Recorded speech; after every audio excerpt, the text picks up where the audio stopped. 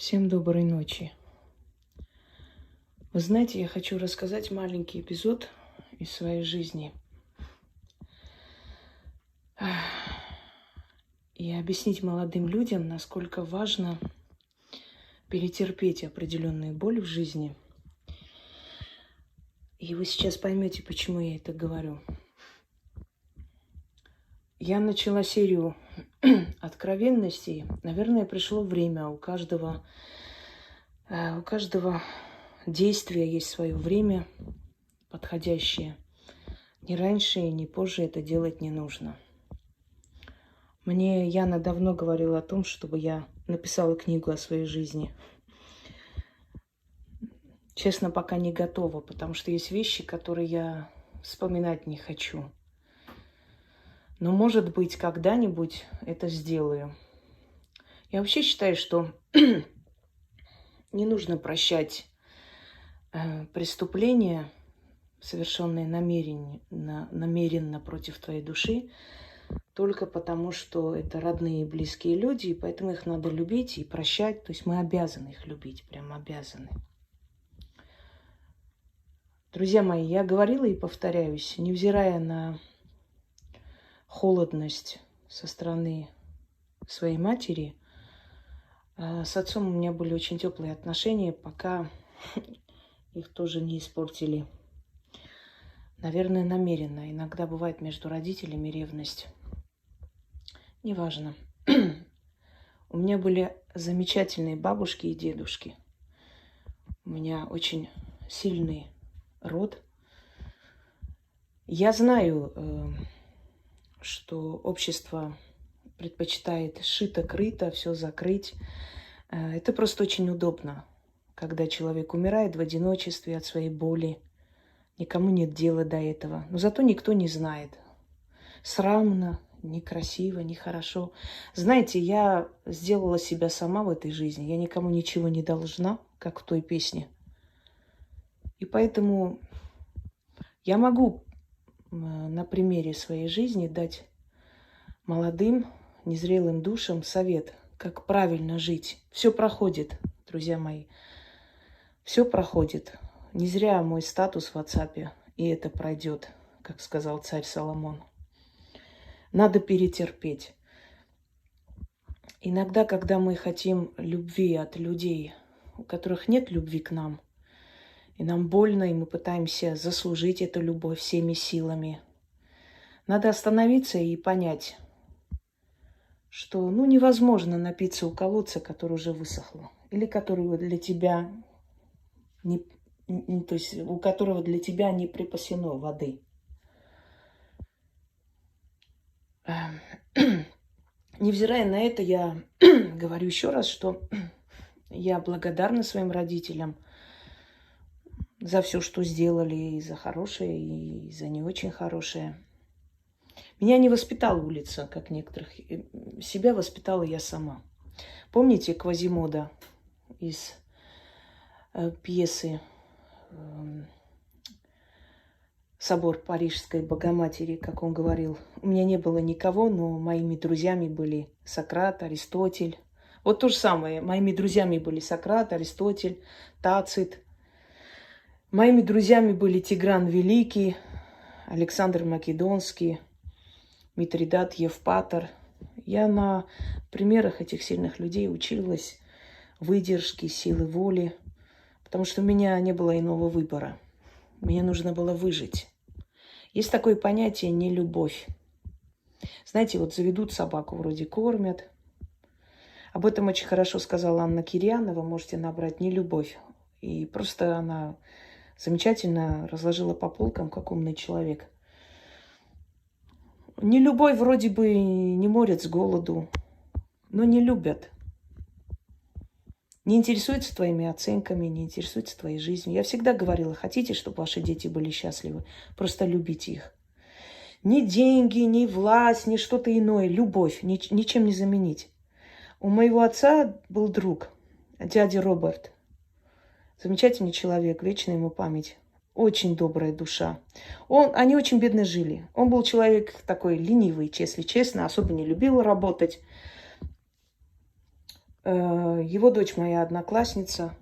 Но невзирая на их вот материальные трудности, эти дети были счастливы, потому что папа был веселый, добрый, он шутил. Мы его так любили с сестрой. Когда его не стало, это не представляете, для нас была трагедия. Больше отца любили. Это замечательный был человек. Добрая душа, просто. Вот не нужно было этим детям ни деньги, ни богатство, ни шикарные машины. Папа, который их любил. Ну, мама тоже участвовала, но отец был вот там важнее для них. И его любовь, она мне даже отцовскую любовь заменила. Представляете? Это друг моего отца был. И просто я хочу вам сказать, что, может быть, кто-то думает, ну вот, завтра проверю уроки, чуть больше заработаю сегодня, зато им куплю айфоны и все прочее. Это важно, да, это нужно, но любовь. Любите своих детей, вмешивайтесь в их жизнь, иногда против их воли. Пускай они негодуют, пока молодые. Потом поймут, что это было проявление любви. Хотите, чтобы они были подальше от насилия, от суицида, от наркоты, от всякого страшного. Любите и интересуйтесь их жизнью. Спрашивайте, говорите с ними, как с друзьями, как с близкими людьми. Постоянно. Я хочу вам рассказать один эпизод и сказать молодым людям. Друзья мои, в моей жизни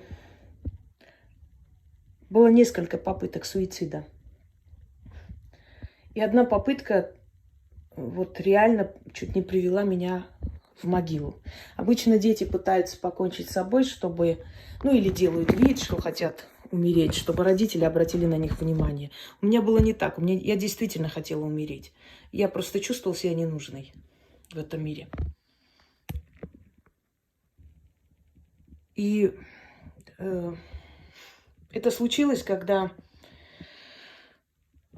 мы с мамой разговаривали, и она сплетничала очень громко о моей бабушке, о своей свекрови, ну, как обычно. И она настолько громко, возмущенно, она там позвонила, что-то сказала через мою тетку. И в этот момент зашел отец. И это плохо бы закончилось для нее очень. В этот момент зашел отец. Он какие-то слова услышал. И он открыл дверь, зашел и говорит: ты что орешь? Ты про что так орешь?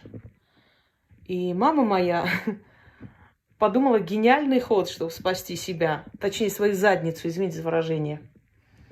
Она сказала, что, мол, вот я хочу пойти на свидание к какому-то парню, и она меня не пускает.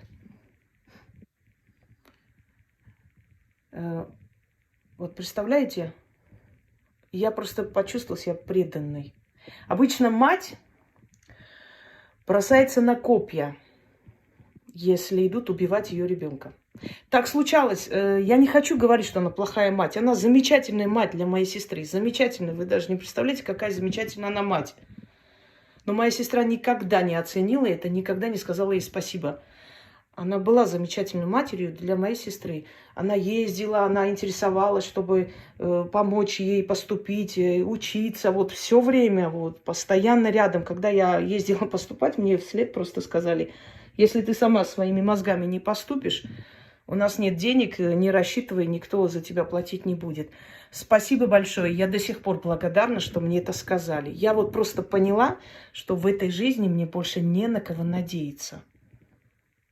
Просто не на кого. Почему я люблю своих бабушек? Потому что мои бабушки тайком мне помогали.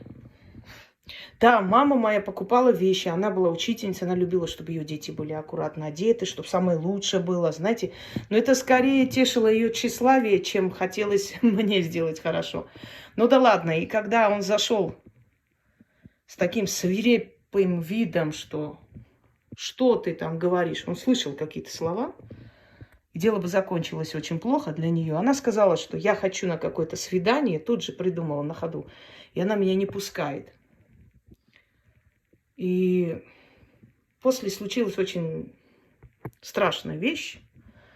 Я услышала в свой адрес все, что угодно. Потом несколько дней не выходила, потому что у меня были глубокие раны, синяки. И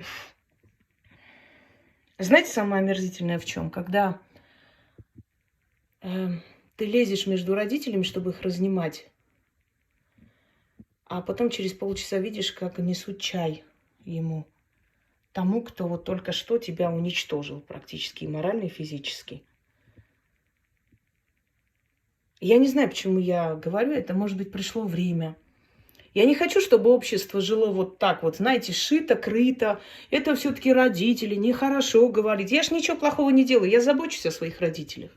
Я им благодарна, я не позволю их оскорбить. Если они будут болеть, я буду их лечить. Я ухаживала за своей матерью, извиняюсь, подмывала, когда она ходить не могла. Я всегда ухаживала. Когда она болела, и всегда я была рядом. Она не могла двигаться, я была рядом. Я была рядом. Обычно моя сестра говорила, что ей это не надо. И что они мне сделали, чтобы я за ней ухаживала. Это говорила та, которую любили, и ради нее все. Я не знаю, почему в мире так происходит, но это так происходит.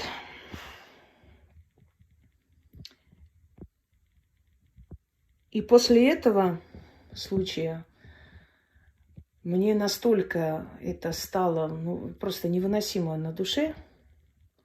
Мне, по-моему, если не соврать, 17-18 лет.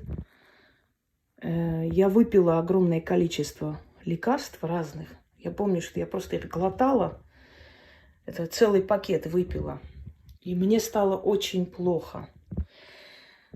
Я к тому, что не надо это делать. Даже если ты очень хочешь умереть, вот когда ты начинаешь умирать, а у меня охладевали руки, ноги, я не могла шевелиться. Когда ты начинаешь умирать, у тебя такая жажда жизни появляется. Ты готова все отдать, лишь бы вернуться обратно и никогда больше этого не делать. И я начала будить маму и говорить, что я умираю, что я выпила очень много лекарств. Я принесла даже, чтобы она убедилась, принесла эти все пустые лекарства. И мне было сказано, что ложись спать и не мешай вообще людям спать. И я до утра от страха, что я могу уснуть и не проснуться, я до утра ходила по дому. Потом вышла на улицу, ходила. Я 3 дня не давала себе спать, боясь, что я усну и не проснусь. Никогда не делайте этого, друзья мои. Никогда.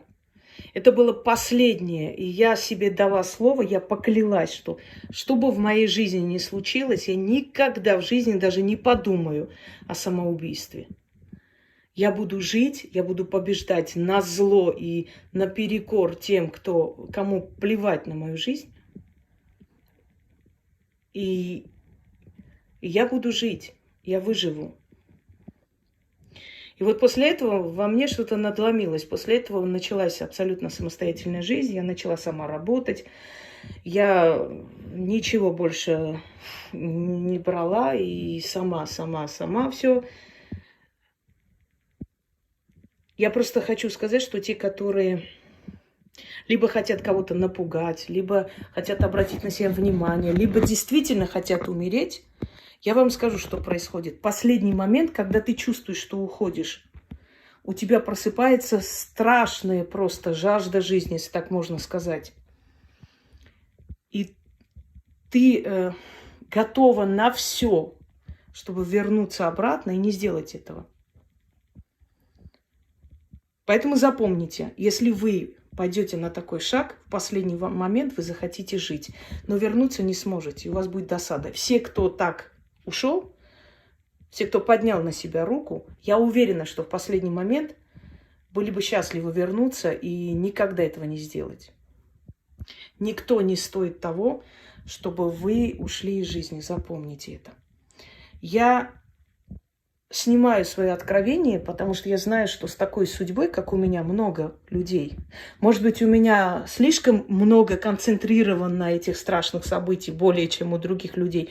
Но в любом случае много людей, у которых так или иначе случалось какое-то из этих событий, из этих трагедий в моей жизни. И я хочу сказать молодым людям,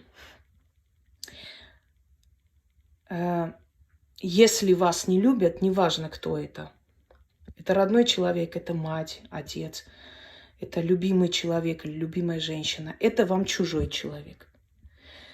Общество нам навязывает вот это, понимаете, модель поведения. Это все-таки мать, все-таки отец, да. И сейчас я говорю, что это не желание как-то настроить против своих родителей. Нет, я просто делюсь вами. Я бы не хотела ничего лишнего читать внизу. Но для тех людей, которые чувствуют себя преданными и пытаются уйти из жизни, потому что не могут смириться с этим, хочу вам сказать, за историю человечества многие матери предавали своих детей. Многие ради своей вольготной, спокойной жизни не замечали боль своего ребенка. Много женщин, знаете, умирает от рук тиранов, потому что родители не интересовались, не помогли, ей идти было некуда, приходилось терпеть. Это выгодно. Они не хотят уйти из зоны своего комфорта. Умирай молча, не мешай, не говори никому. Это нехорошо, особенно в восточной семье, как так, как бы там ни было, это родители. Понимаю, поэтому и говорю вам, что, невзирая ни на что, я о них забочусь. Мне интересна их биография, их жизнь, как они познакомились. У меня нет отвращения к своим родителям, но у меня есть очень много претензий к ним. И они уже старые люди. Запомните, вы не всегда будете сильны, вы не всегда можете поднять руку на своего ребенка. Вы не всегда можете запугать, что будет жить на улице. Понимаете, придет время, когда этот ребенок от вас не будет зависеть никак. И теперь вы будете зависеть от этого ребенка. И вам будет очень мучительно стыдно. Ну, может быть. Допускаю, хотелось бы, чтобы так было. Чтобы в последний момент совесть проснулась. И самое главное, если вы хотите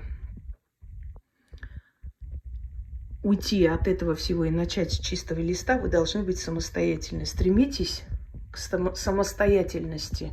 Человек, когда самодостаточный, самостоятельный, никак не зависит от родителей. Они ему ничего делать не могут.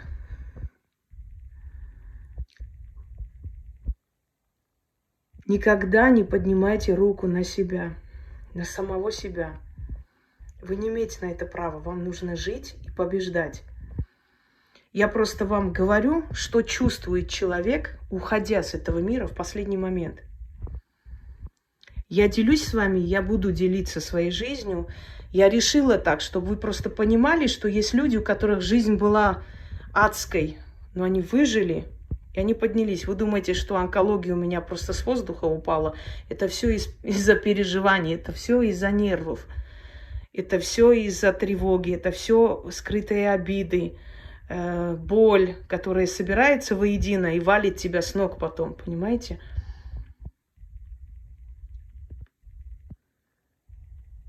Я делюсь, чтобы дать другим силу преодолеть, чтобы дать другим надежду и веру в себя, что если я смогла, пройдя такое, выжить, остаться человеком, то вы тем более можете.